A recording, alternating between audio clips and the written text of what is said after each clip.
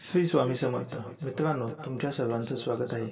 तुमच्या घरात स्वामींचा फोटो अथवा मूर्ती असेल तर या दोन गोष्टी तुम्हाला नक्की करायच्या आहेत. या दोन गोष्टी केल्यास स्वामी तुमची कधीच साथ सोडणार नाहीत. तसेच तुम्हाला अशक्यही शक्य करतील स्वामी, याची अनुभूती नक्की येईल.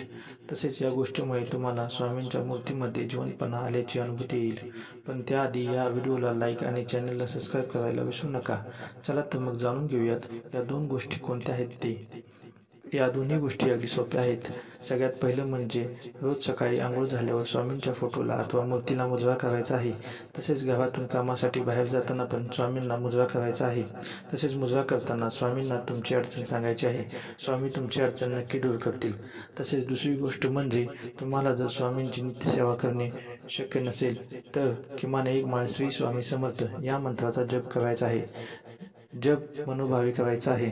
या गोष्टी तुम्ही करून बघा, तुम्हाला नक्की अनुभव येईल. धन्यवाद.